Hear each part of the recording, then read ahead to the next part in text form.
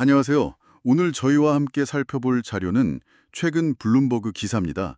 무디스가 미국의 국가 신용 등급을 최상위 등급에서 강등했다는 소식인데요. 네. 이게 마지막 남은 최고 등급을 잃었다는 점에서 상당히 중요하죠.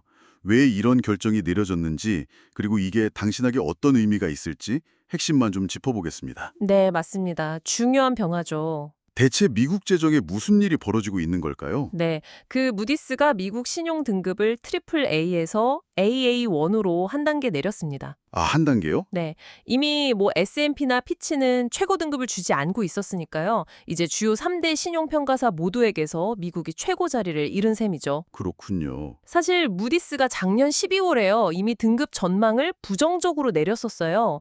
그래서 어느 정도는 예상된 수순이었다 이렇게 볼 수도 있습니다. 아, 예고가 있었던 거군요. 기사를 보면 역시나 그 막대한 부채 그리고 재정 적자 문제가 핵심 원인으로 지목되네요. 네, 맞습니다. 구체적으로 어떤 점들이 좀 우려스러운 건가요? 그 무디스가 지적한 건데요. 늘어나는 부채와 적자가 결국은 정부의 돈 빌리는 비용, 즉 이자 부담을 키우고요. 네.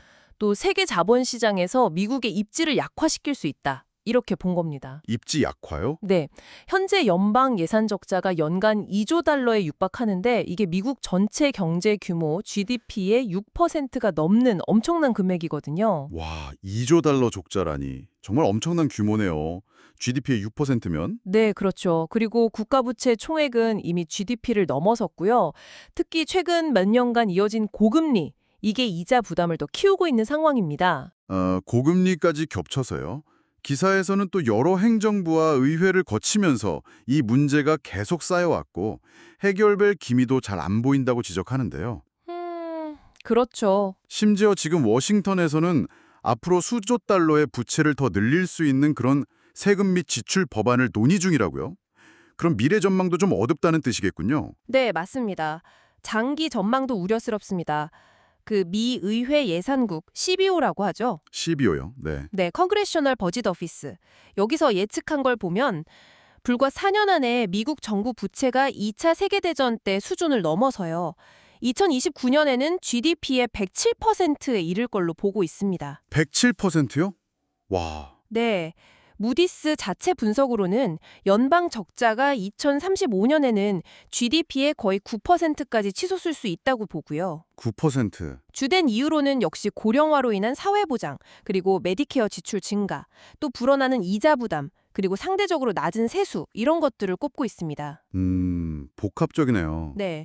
지난 5월에는 스콧 베센트 재무장관조차 의회에서 부채 수치가 정말 무섭다 이렇게 경고했을 정도니까요. 장관까지 직접 그렇게 언급할 정도면 심각성을 다들 인지하고 있다는 거네요. 이런 소식에 시장은 즉각 반응했군요. 네, 바로 반응이 왔죠. 10년 만기 국채 수익률이 오르고 주식시장 지표인 S&P 500 ETF도 하락했다고요. 네. 투자자들이 이제 미국 국채에 더 높은 이자를 요구할 수 있다는 건데 이게 결국 정부나 우리 경제 전반에 부담으로 작용할 수 있겠네요. 그렇죠. 이자율이 올라가니까요.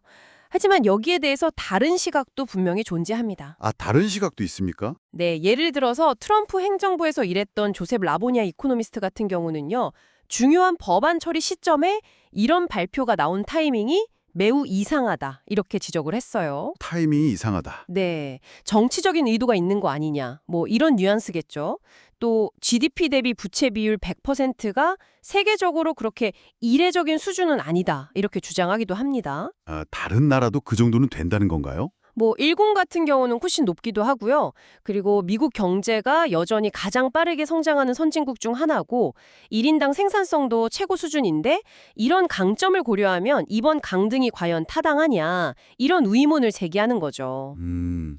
경제 펀더멘탈은 여전히 강하다는 주장이군요. 네, CBO 역시 지난 3월에는 당장의 재정 위기 위험은 낮아 보인다고 평가하기도 했었고요. 흥미로운 반론이네요.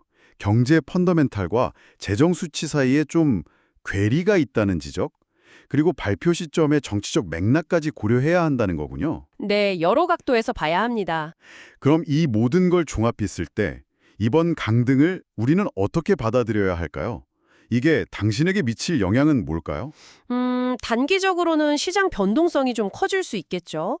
그리고 장기적으로는 역시 미국 정부의 차입 비용 상승, 이게 경제 전반에 영향을 줄 수 있습니다. 네. 즉, 이번 강등은 미국의 그 막강한 경제력에도 불구하고 재정관리 능력에 대해서는 심각한 경고등이 쳐졌다. 이런 신호로 해석할 수 있습니다. 경고등이군요. 네, 앞으로 재정 건전성을 어떻게 확보해 나갈지가 정말 중요한 과제가 된 셈이죠. 정리하면 무디스의 이번 결정은 미국의 심각한 부채와 적자 상황에 대한 어떻게 보면 강력한 경고 메시지라고 할 수 있겠네요. 어떤 점일까요? 분석 자료를 보면 현재 논의 중인 세금 법안 같은 구체적인 정책뿐만 아니라 정치적인 요인도 언급하고 있거든요. 네, 아까 타이밍 이야기도 있었고요. 그렇죠. 그렇다면 앞으로 미국의 재정 안정성과 시장 신뢰에 어떤 개별 정책의 내용, 이걸 넘어서요. 정치적인 의사결정 과정 그 자체는 또 어떤 영향을 미치게 될지 이 부분도 좀 고민해 볼 필요가 있겠습니다. 아, 정책 내용뿐만 아니라 정치 과정 자체가 리스크가 될 수도 있다는 말씀이시군요. 생각해 볼 만한 지점인 것 같습니다.